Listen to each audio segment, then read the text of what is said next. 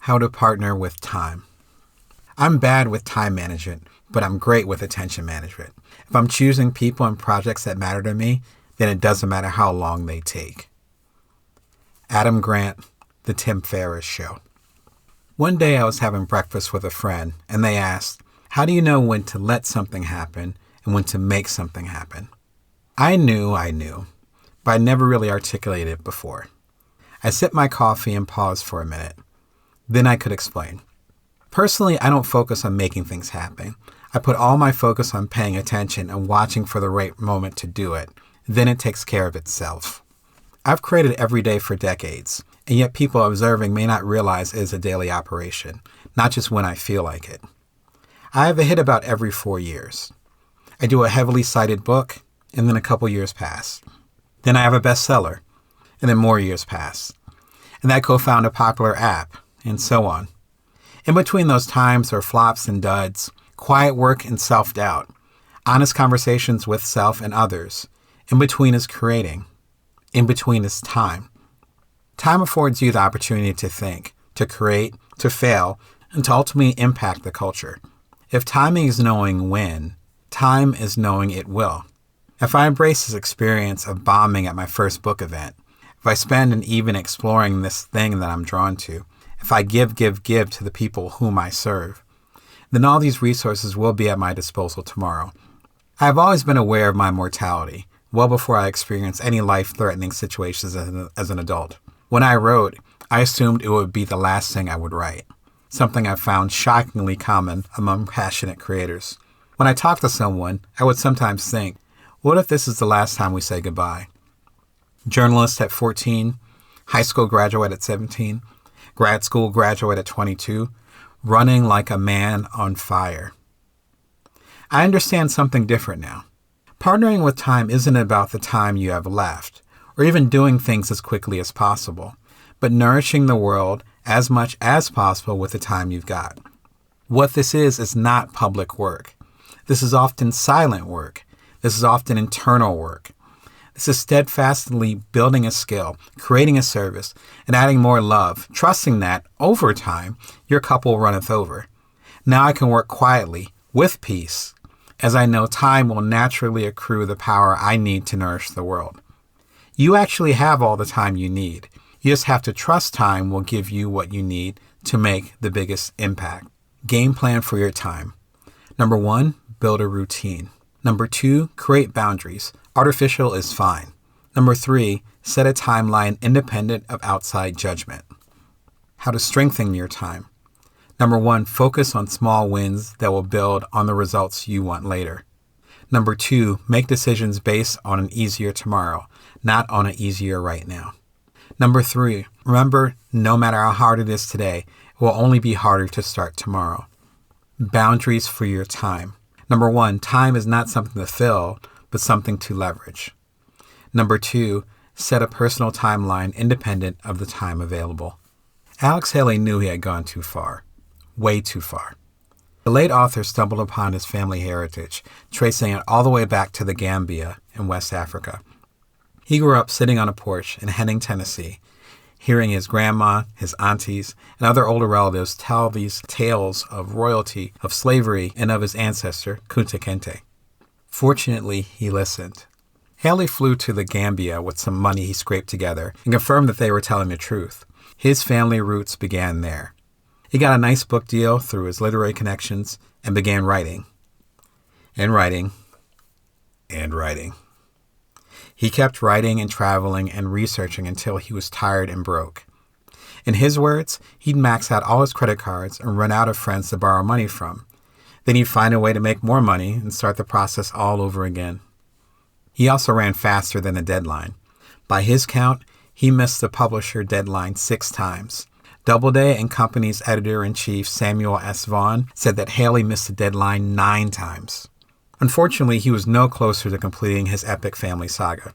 The last time he flew to New York for a deadline extension and some more advance money, Haley just wrote the most eloquent start to the book, wagering the editor would intensely read the first few pages during his visit and to see his progress, and then just trust that the rest of the manuscript was coming together. Luckily, he was right.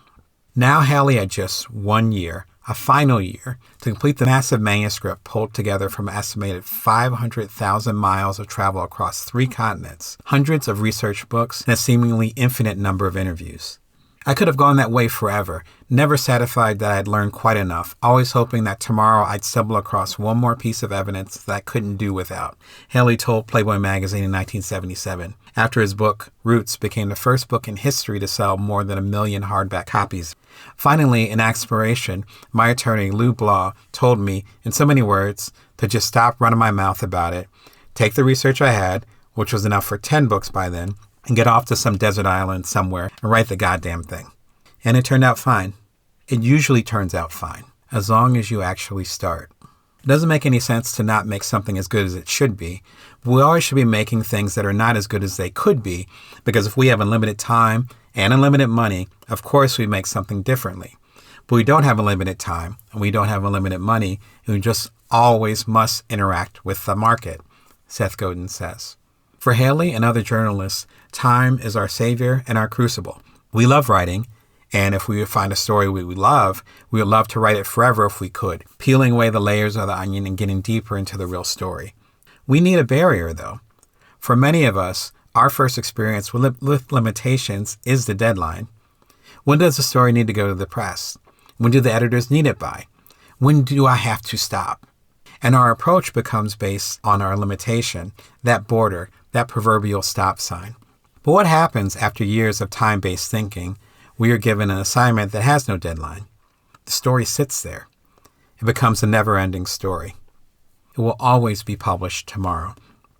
I've been in many newsrooms, and each and every one of us have had one type of story that is important, that is close to our heart, that will absolutely get our full attention once we get our pressing, more deadline-driven articles out of the way. It is the same for the retiree who no longer has the friction of work to keep him steady, or the long-married divorcee who can't make a decision because she doesn't have someone arguing against her, or the new college student who feels overwhelmed because their parents' rules suddenly don't apply. We need the friction, the pressure, to perform. It is essential to create deadlines, even if they are artificial. Before having children, I wrote 12.5 books over the course of a decade. After having kids, I wrote 7 books in 4 years, bootstrapped 2 startups, and sold the latter, Cuddler, within 1.5 years, and did my first as well as my 3rd TED Talk.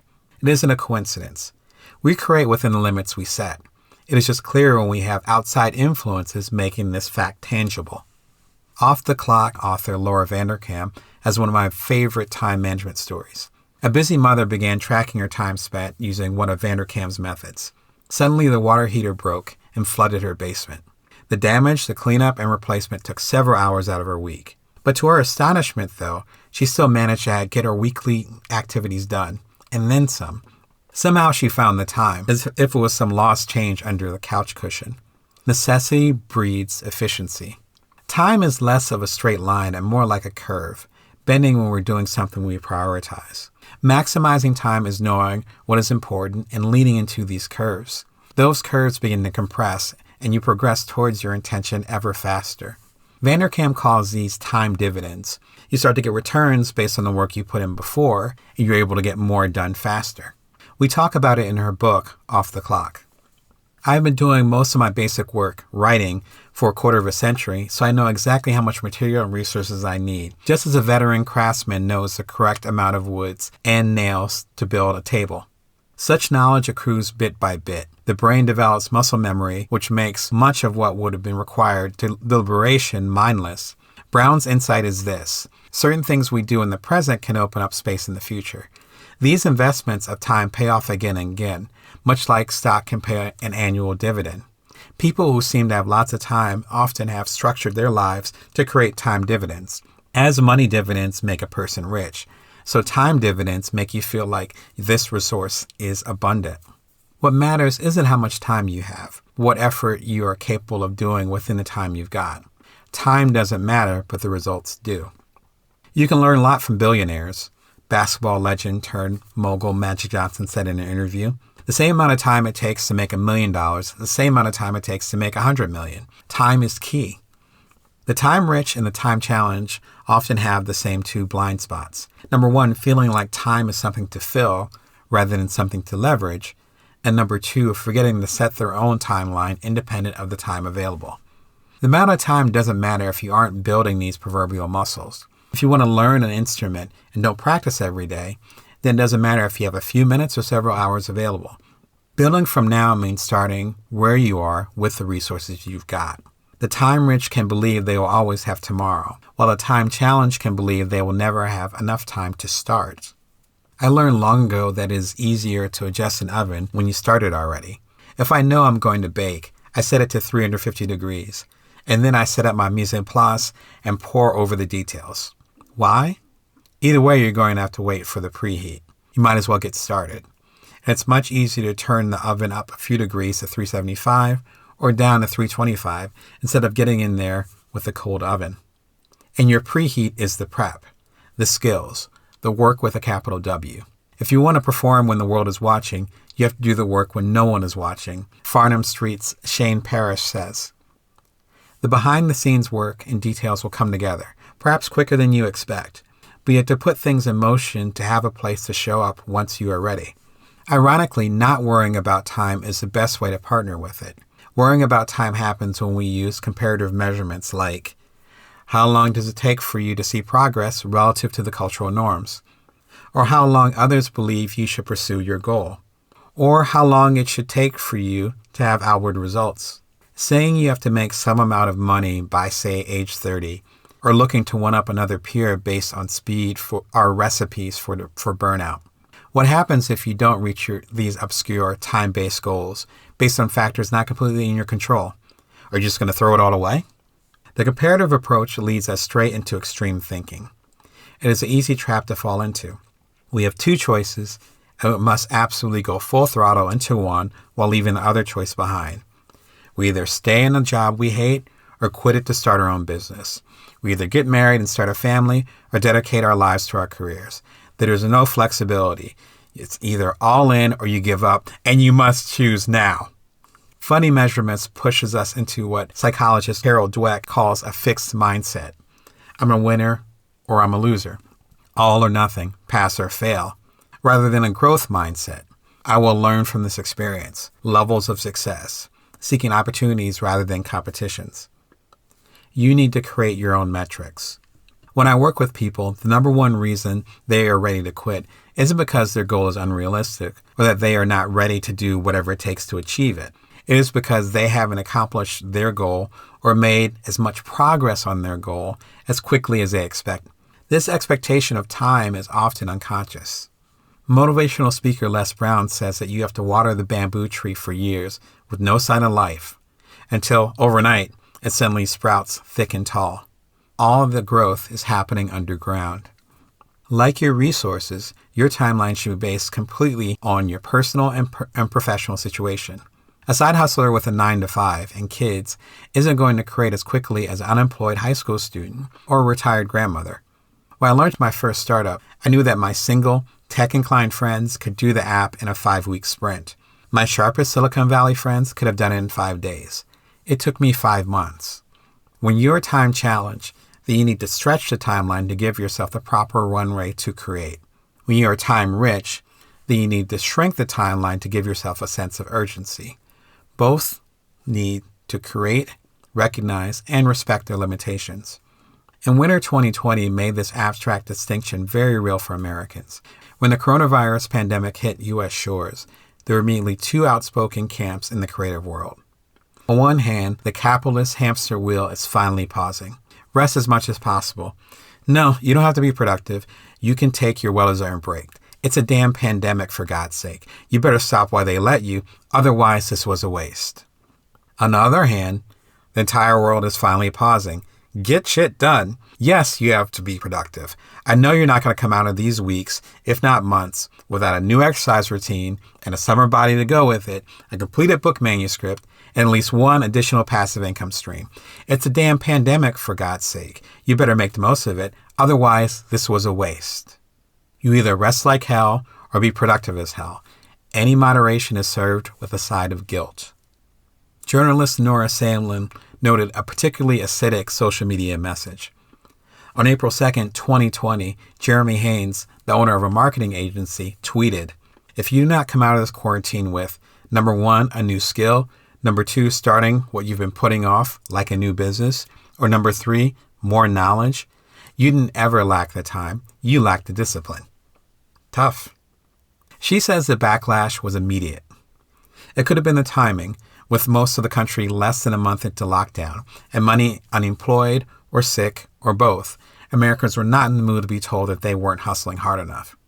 Everyone, it seemed, agreed that simply surviving the terrifying uncertainty of the moment with physical and mental health intact would be accomplished enough. But it also speaks to a deeper issue of privilege. We aren't all running the same race. She adds, they often see those who don't have the resources to ensure their health and well-being as lacking the motivation to improve their circumstances, as opposed to the facing high structural barriers like lack of inherited wealth, food deserts, or environmental racism. The truth is that there is nothing extraordinary about this creative time. There was an American pandemic, influenza, exactly a century ago, and at least a half a dozen very recent pandemics, from Zika to SARS, that just didn't hit America as hard. The time you're spending giving yourself the rest you need, working on your craft, spending with your family, or rebalancing your life was always there. It wasn't given by a pandemic. It was given by you. You gave yourself permission to make the time because you didn't feel judged by others in the world making the same decision to stand within their own priorities. And this rush to do something isn't because we suddenly have the gift of time, but from our fear that this time will go away. You will never get the opportunity again to uproot the political system, nor to create the life that you want, nor to bring your neighborhood closer, nor to impact the world. You better act now, because you'll never have this much power, opportunity, or influence again. This simply isn't true. You don't want to be building a cause in the moment. You want to be continuously creating, brick by brick, and have a full-blown blueprint prepared when the world is ready for your message. Those that are telling you to hurry up now are speaking from their own fear, and perhaps tapping into yours. We have to understand the interplay between intensity and consistency, says Start With Why author Simon Sinek. You can't go to the gym for 9 hours and get into shape. It doesn't work. But if you work out every day for 20 minutes, you will absolutely get in shape. The problem is, I don't know when. It doesn't mean you don't build from now. It means you create for the long game. It means Black lives will matter to you in 2030, or sustainable food will still be your intention after the pandemic ends, or the causes that you trumpet on your social circles and on your timelines will blanket your timeline as their popularity ebbs and flows. Yvonne Chouinard, founder of the eco-focused clothing company Patagonia, says, the faster a business grows, the faster it dies. We decided on a growth program so that we will be around 100 years from now. So all the decisions were made as if we're going to be around 100 years from now. Frankly, it is far away enough so that you know you'll be dead. Your energy has to lean into creating systems of beliefs, of actions, or standards, rather than quick fixes. Time benefits tremendously from pulling your scope out to the bigger vision. First, it sharpens your intent. Chouinard says, we slowed down our growth, said no to a lot of opportunities, and became more responsible. In Patagonia's case, it has been a long-time advocate of the environment, supporting global warming prevention initiatives and donating to aligned causes. Second, daily issues become a lot less petty. Will delaying an action affect your culture 100, 10, or even 5 years from now? If not, then it's much easier to bypass any hysteria that comes from a minor snafu or setback. Third, it simplifies any overcomplex vision. What basic statement embodies your very purpose? When you think about the next century, what you leave in this world well after you're gone, then the superficial steps, safe platitudes, and popular niceties fall by the wayside. The spotlight is separate from the creation. Partnering our time happens when we remember the difference between the two. Jay-Z, who began his career a quarter century ago, explained it to the New York Times executive editor Dean Bakiat. He says, the white-hot space is when it is fresh and new, and it's like, this is the hottest song ever. I stretched that window, and I stood in that window for a very long time. Now, people are not looking at me as the thing. That white-hot space, people think it's the big thing. But it's really, really small. It's almost like a trend. Would you rather be a trend, or would you rather be forever? Time affords you forever.